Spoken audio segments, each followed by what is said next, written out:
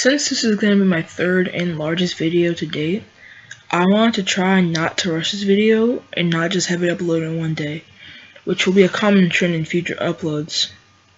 So what I want to do in this video is go over the history of one of my favorite members of the New Mutants, an extension team of the X-Men series, Cannonball, otherwise known as Samuel Guthrie. Born in Kentucky, Cannonball, at this time just being called Samuel Guthrie, was the oldest of 11 children, though it is worth noting that two of his younger siblings, Paige and Joshua, would later become Husk, a member of Generation X, and Icarus, one of the students at the Xavier Institute and member of the New Mutants school team.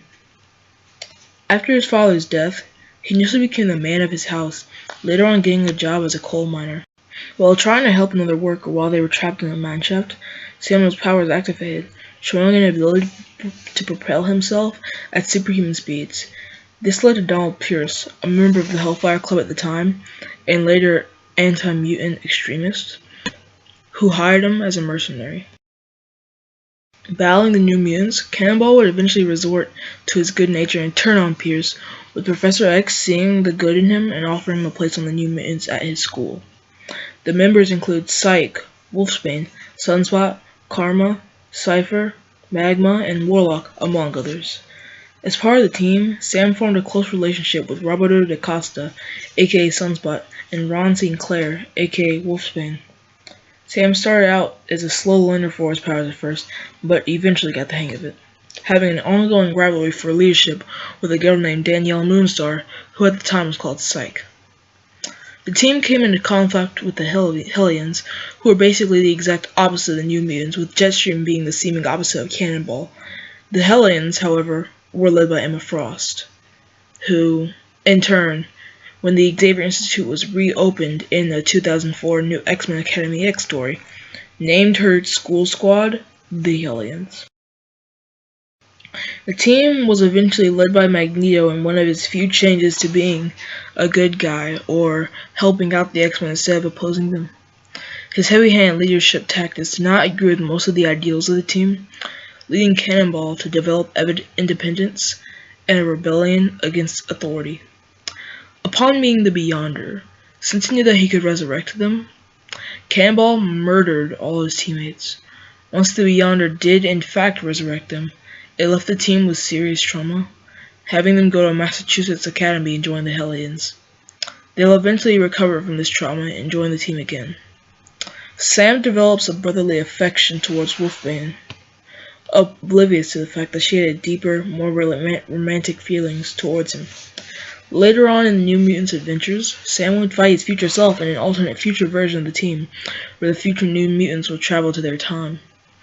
Though he does not have any remembrance of this when the future version of Karma erased the memories of this encounter from all their minds. Eventually recruiting a creature called Birdbrain to the team for a short while. While attempting to return Birdbrain to his home, it would result in Birdbrain's creator, the Animator, killing Cypher, or aka Douglas Ramsey, another member of the team. This was a tragic death for the team, seeing as he was one of the most well-known members at the time. Now, going a little bit into Cypher, his power is basically, for most of the New Mutants series, before it was revamped a little, was that simply, he could understand all languages, meaning that a character like Warlock, who is actually an alien, can be understood by Cypher, but Cypher only. During the Inferno event, a type of demonic satanic event in comics, the New Mutants would team up with a team called the Exterminators, saving kidnapped infants during the demonic invasion.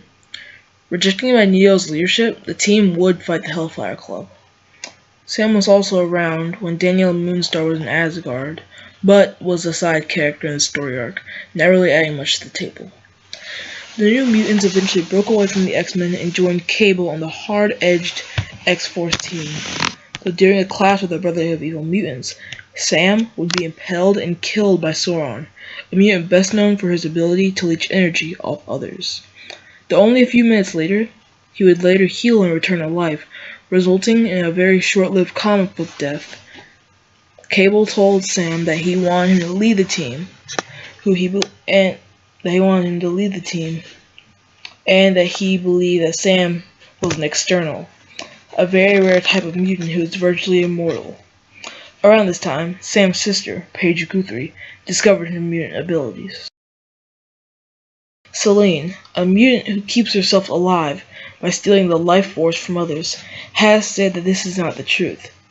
He is not an external. His time on the teams of New Mutants, X-Men, and X-Force were not an easy time, mainly because of his recurring arrogance and adolescent personality.